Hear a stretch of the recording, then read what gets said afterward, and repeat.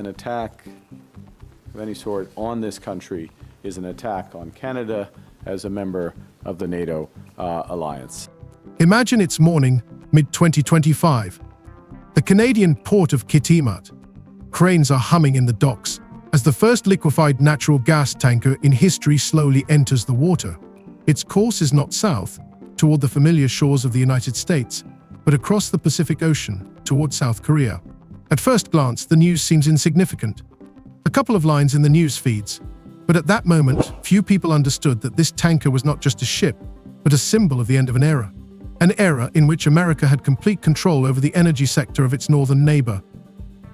And to these ends, the United States has announced a series of trade actions. Those began near the start of this year with the so-called IEEPA tariffs against Canada and Mexico based on U.S. concerns about the border and fentanyl trafficking.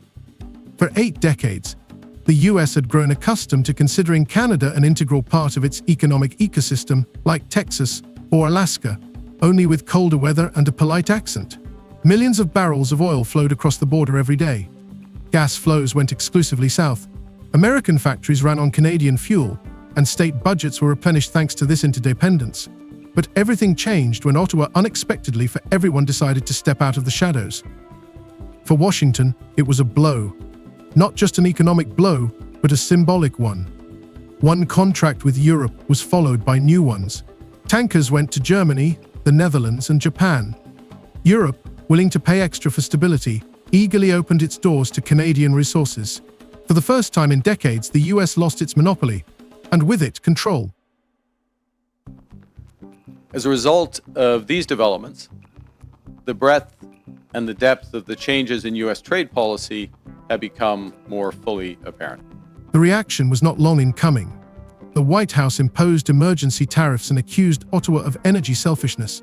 American analysts coined a new term, energy separatism. But instead of making excuses, Canada responded with a counterattack. Parliament is talking about independence and the end of the junior partner role. The first laws restricting American corporations' access to strategic projects are appearing. Factories, ports, shipbuilding companies, all of this is gradually slipping out of Washington's influence. And while the US is counting its losses, secret negotiations are taking place in Berlin. For the first time in decades, Canada gains access to the latest European military technology. German engineers arrive in Montreal to train Canadian specialists. Agreements are signed that transform the country from a raw materials appendage into a full-fledged player. America loses not just a supplier, but an ally, without which its defense system begins to falter. The United States has also imposed substantial trade actions on the Canadian lumber industry. Now, in recent weeks, the United States has agreed a series of trade deals with a variety of countries. And these deals have several aspects in common.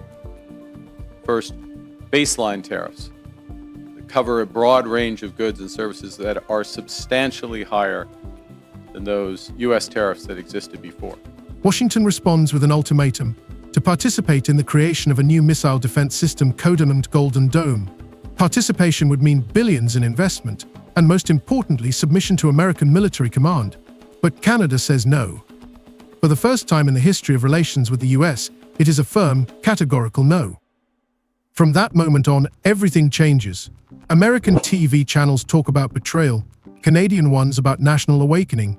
Gasoline prices in New York are rising, while Ottawa is celebrating the beginning of a new era. An era in which Canada dictates the terms for the first time. Today, analysts call what happened a financial bomb. With a single contract, Canada set off a chain reaction that cost the US hundreds of billions of dollars and shook the global balance. But this is only the beginning. Because energy will be followed by technology, and economics by politics. And soon the whole world will see how one quiet neighbor has become a player capable of changing the global rules of the game. Those were quickly followed by reciprocal tariffs on every U.S. trade partner and very high sectoral tariffs applied globally on strategic industries, including steel, aluminum, autos, and copper. After World War II, relations between the US and Canada seemed unshakable. It was an alliance tested by time, ideology, and geography. Washington saw its northern neighbor not only as a reliable partner, but also as an important element of its own economic security. Canada supplied oil, gas, uranium, timber, and aluminum resources without which American industry simply could not exist. For decades, there was mutual understanding between the countries. Based on an unspoken agreement, Canada would provide stable supplies, and the US would guarantee a market, investment, and political protection. This continued for almost 80 years, until the balance began to crumble in the early 2020s. The first signs of the looming crisis were barely noticeable. Behind the scenes in the Canadian Parliament, there was increasing talk of dependence on its southern neighbor. After the COVID-19 pandemic and the energy crisis of 2022, it became clear that an economy tied almost exclusively to American refineries and infrastructure made the country vulnerable. When the US began imposing new tariffs under the pretext of protecting strategic industries, it was a signal that the old partnership was turning into a tool of pressure. Experts from the universities of Toronto and Vancouver warned that if Ottawa did not begin to diversify its exports, it risked remaining in Washington's energy trap. At the time, no one thought that these words would prove prophetic. In a positive and very important development earlier this month, just a few weeks ago, the United States reaffirmed a core commitment to our free trade agreement, CUSMA, by reinforcing that those Canadian exports to the United States that are compliant with that agreement, that are compliant with CUSMA, will not be subject to U.S. IEEPA tariffs. The winter of 2025 was a turning point. In the Canadian port of Kitimat, where liquefied natural gas terminals had been idle for many years, the construction of new facilities was completed. The first tanker with 200,000 cubic meters of LNG did not head for the familiar southern shores of the United States, but across the Pacific Ocean to South Korea. This event took up only a few lines in the news reports, but the consequences were enormous. For the first time in 8 decades, Canadian energy resources left the North American continent, bypassing American infrastructure. For the White House, it was like an electric shock. This tanker was followed by new contracts with Japan, India, and later Germany. But for Washington, it was a nightmare. American refineries, especially on the Gulf Coast, had spent decades adapting to heavy Canadian oil. Without these supplies, part of the production lines simply stopped. A report by the U.S. Energy Agency, published in April 2025, recorded a critical shortage of heavy crude for the first time and warned of a possible 20 to 25% increase in fuel prices. While American officials were discussing how to compensate for the losses, Ottawa was in high spirits. For the first time in the history of relations with the US, the Canadian government did not simply react, but took proactive measures. Economists called it a soft revolution, although its effect was anything but soft. In the first 6 months of 2025, Canada signed more than 20 agreements to supply energy to Europe and Asia. Their total value exceeded $180 billion. This new U.S. trade policy has several motivations: to raise tariff revenues, to protect strategic industries, to encourage foreign investment in the United States, and to change trade and non-trade policy in U.S. partners. It was at this moment that the expression financial bomb appeared in the American media. Economists at CNN and Bloomberg calculate if at least a third of Canadian exports bypassed the US, the American economy would lose up to $200 billion just on oil refining restructuring. But these were only direct losses. The political component turned out to be much more dangerous. The US, accustomed to considering Canada a reliable ally, was faced with a new reality. Words of betrayal began to be heard in Congress. The Washington Post published an article claiming that Canada is acting like an energy separatist. At White House meetings chaired by the president, possible retaliatory measures were discussed, ranging from the introduction of new tariffs to the revision of defense agreements. However, in Canada itself, these threats only strengthened public support for the new course. According to opinion polls conducted in the summer of 2025, more than 70% of citizens approved of the idea of energy independence. Television, newspapers, talk shows, everyone was discussing the same thing. It was time to stop being a raw materials appendage.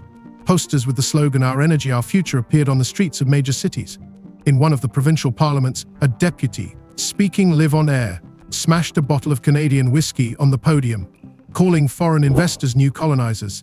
This gesture became a symbol of the era. But the changes were not limited to the economy. In the corridors of power, discussions began on revising the entire complex of relations with the US, from military cooperation to control over strategic facilities. The White House responded with an ultimatum. If Ottawa wanted to maintain its special status in trade relations, it had to join the new American missile defense system project, Golden Dome. This project was positioned as a response to growing threats in the Arctic and Asia, but in reality, it would have cemented Canada's complete dependence on the Pentagon. Participation in the project meant transferring control over satellite communication channels and territorial radars in the north of the country. Specifically, under the new U.S. approach, countries must now buy access to the world's largest economy through a combination of tariffs, investments, unilateral trade liberalization, and policy changes in their home markets. Ottawa's response came as a shock. For the first time in decades, Canada said no. Formally, the reasoning sounded neutral: economic impracticality and sovereignty issues. But unofficially, it was a gesture equivalent to a political statement. The era of subordination was over. From that moment on, the alliance, which had been considered eternal, began to crack at the seams. In Washington, this decision was perceived as a rebellion. At closed hearings at the Pentagon, analysts warned of the loss of Canada as a strategic ally could have consequences for the entire North American defense system. Some congressmen even suggested considering a partial revision of trade agreements and introducing a regime to monitor energy flows, in effect, economic pressure. But the threats did not work. Canada had already made its choice. At the same time, secret negotiations were underway in Europe.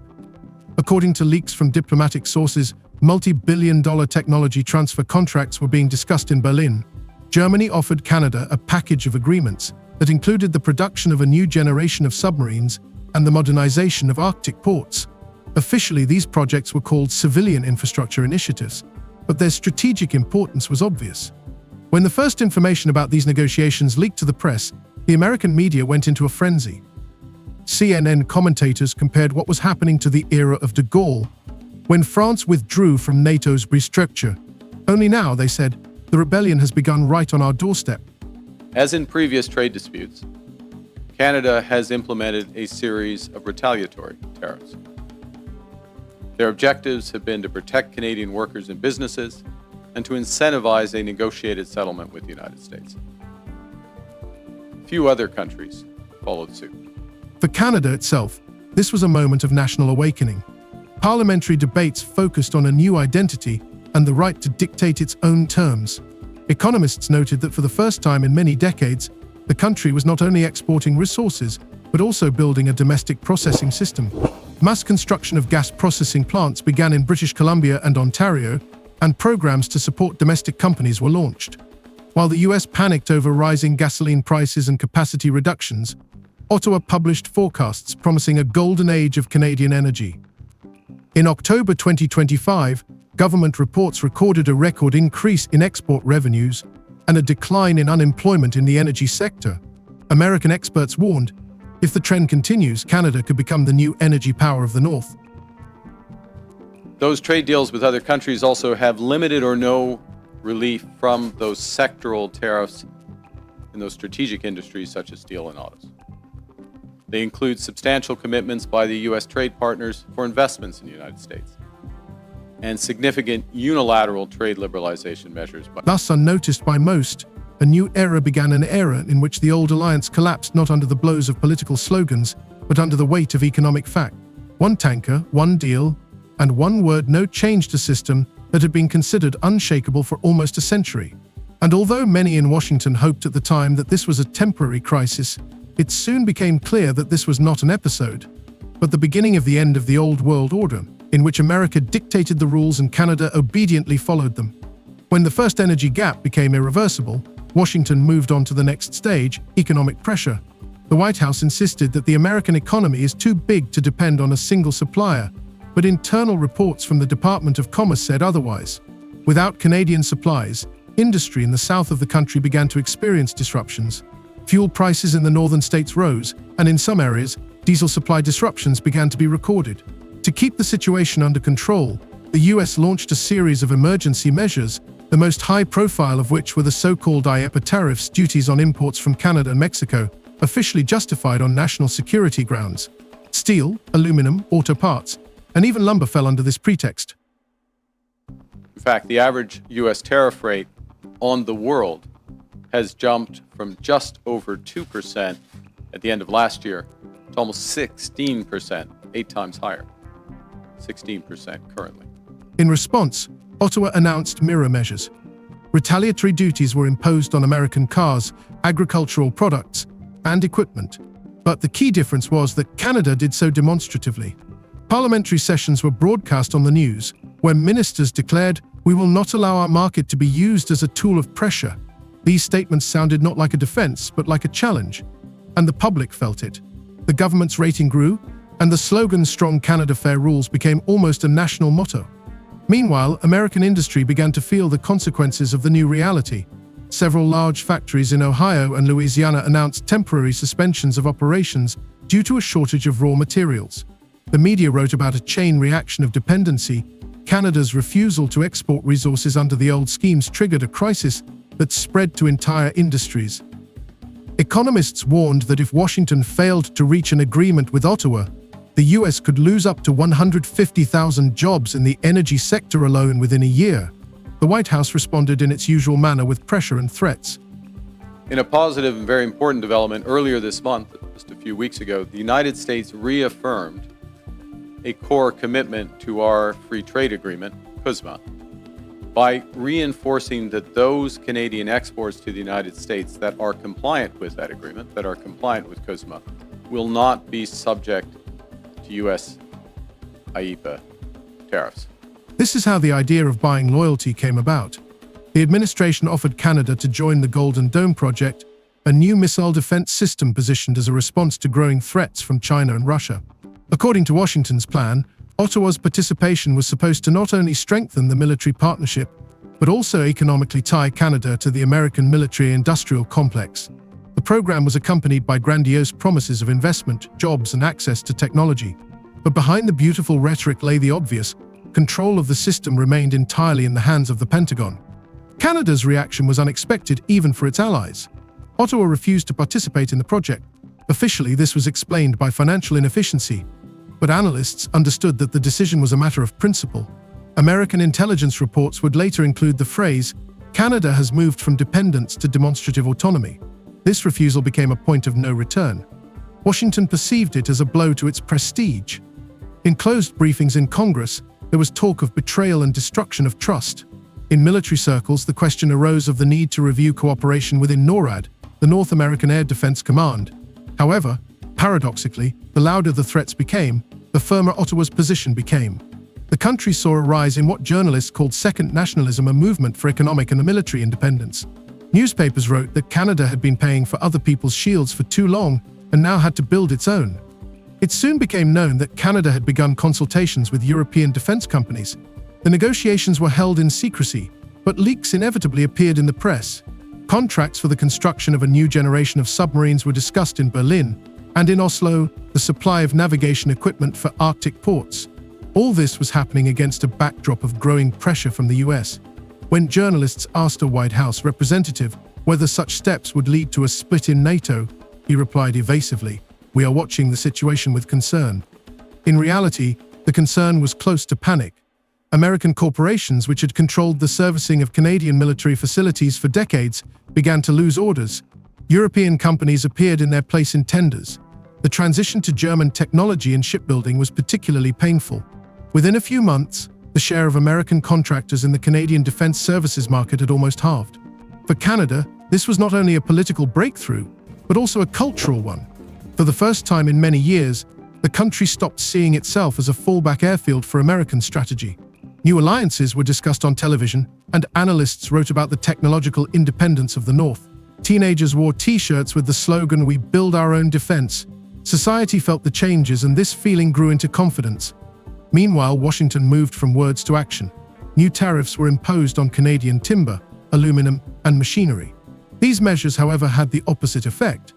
Canada quickly reoriented its exports to Europe and Asia, signing contracts with South Korea and India. European companies began investing in processing plants in British Columbia. For the first time in decades, American firms were not just displaced but replaced.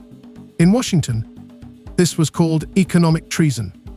At Senate committee meetings, there were calls to impose sanctions against the unfriendly actions of the northern neighbor. But the White House understood that open confrontation would only increase antagonism. Therefore, another path was chosen: diplomatic pressure through NATO and trade organizations. Canada responded with silence. In fact, it stopped participating in a number of coordination programs, formally remaining in the alliance but acting independently.